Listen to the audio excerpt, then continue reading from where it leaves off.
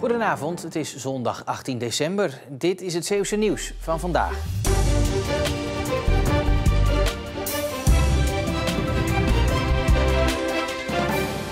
Een dag na de grote brand in het AZC in Middelburg mochten bewoners vandaag hun spullen uit hun kamers halen en worden ze opgevangen in andere opvanglocaties. Vannacht bracht een groot deel van de bewoners door in sporthal De Sprong in Middelburg. Hey, last night we slept well because what I would like to really thank you, the people here is very good. And the COA also, they do it so hard work. And we stayed good day, warm, and we slept and wake up. And they still keeping to serve us. De bewoners worden onder andere opgevangen in Vlissingen en Goes, maar ook buiten Zeeland. Het was echt zoeken en het is 20 bedjes hier, 10 bedjes daar. Het is echt puzzelen om mensen kwijt te raken. Het was vandaag nog lange tijd onduidelijk wie waarheen zou gaan. I don't have any idea because the transfer sometimes they say by the time, not immediately. They say when it's coming the bus. You and me and you go these places. De hoop van veel bewoners is dat ze uiteindelijk terug kunnen naar Middelburg, maar op dit moment is dat echt nog niet mogelijk. De kamer die je nu gaat zien, waar je spullen gaat halen, is niet de kamer die je gisteren hebt achtergelaten. Dus we krijgen ook geëmotioneerde mensen terug. Het gebouw het is donker, er is geen stroom.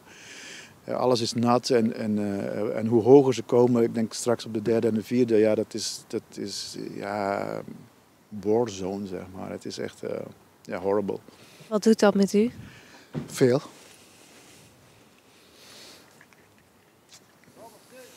Ja. Het AZC hoopt over een paar maanden weer opgebouwd te zijn en open te kunnen. Het ijs was niet overal even dik, maar in Zeeland werd vandaag nog volop geschaatst. Zoals hier op de Vesten in Veren. Het is gewoon heel leuk en je ziet andere mensen. En daarom durfde ik. Dus, Omdat anderen het ook doen? Ja, zeker. Ja. Anders was u er niet op gegaan? Nee, zeker niet. Hoe is het ijs? Het is glad en het is prima. Er zit af en toe zo'n scheurtje, maar het voelt eigenlijk prima. Heerlijk, leuk. Vanavond kan het nog glad worden door ijzel. Het KNMI heeft code oranje afgegeven. Het was voor veel kerkgangers koukleumen vandaag, want door het koude weer en de hoge stookkosten draaien steeds meer kerken de thermostaat omlaag. Zoals bij de protestantse kerk in Kloetingen. Normaal is het redelijk te doen. Dan kunnen we het zo 16, 17 graden in de winterperiode. Maar bij deze vorstperiode, dan haal ik amper de 15 graden, zeg maar. En niet iedereen is daar blij mee. Ik vind het vreselijk, want ik hou niet van kou. Dus ik heb liever dat het 20, 25 graden is. Dus dit is niet ideaal? Het is niet ideaal. Vanaf januari gaat de verwarming hier helemaal uit, omdat dan het huidige energiecontract afloopt. En dan is het warmstoken van een oude kerk zoals deze niet meer te betalen. Op zo'n dag net als vandaag, dan zit ik aan 400 kub ongeveer, 450 kub. Dus reken maar uit, als het een kwartje kost, dan is het nog te doen. Maar het gaat naar 1,45 geloof ik. Plus nog de energiebelasting en andere toeslagen. Dus dan zit ik al door de €2 voor een kuub gas. Dan ga je al richting de €1000. Ja, dus dat is niet meer te doen.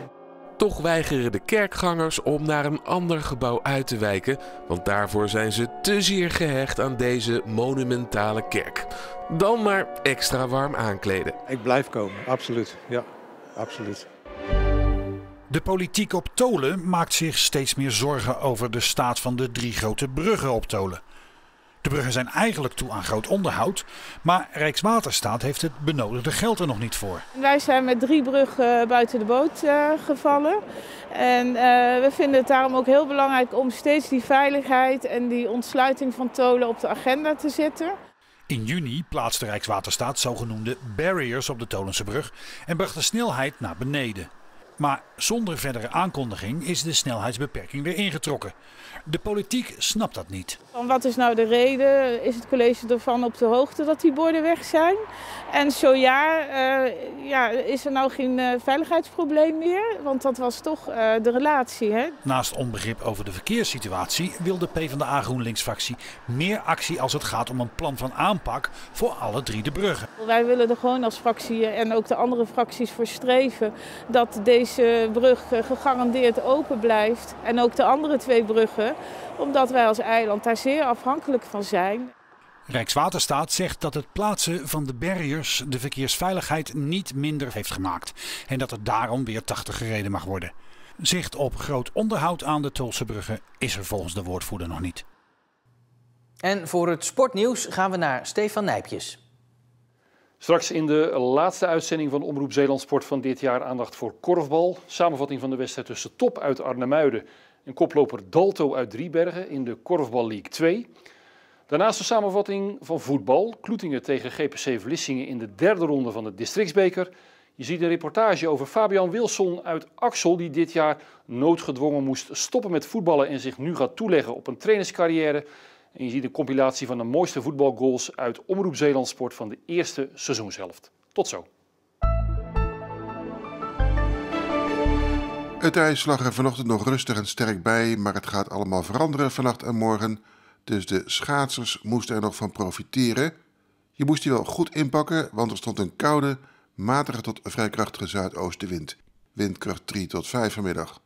Ochtendrood, water in de sloot is vaak de waarschuwing. En het is nu helemaal zo, want een warmtefront brengt vanavond en vannacht perioden met regen, ijzel of aanvriezende regen en wellicht ook ijsregen en dus kans op zeer gladde wegen. De temperatuur is rond middernacht wel een paar graden boven nul, maar er zit nog vorst in de grond, dus wees in ieder geval tot morgenochtend beducht voor gladheid op de weg. Het is morgenochtend ook erg nat met nog flink wat regen. Morgenmiddag en morgenavond is het wat droger met nog enkele buien. En uiteindelijk een maximumtemperatuur van maar liefst 8 tot 10 graden. Na morgen is het wisselvallig met regelmatig wat buien, soms een beetje zon, maar bovenal hoge temperaturen met een graad of 10 op dinsdag en woensdag en ongeveer 8 graden later in de week. Tot zover het Zeeuwse nieuws van vandaag. Voor het laatste nieuws kun je natuurlijk ook altijd terecht in onze app en op omroepzeeland.nl. Ik wens u nog een hele fijne zondagavond.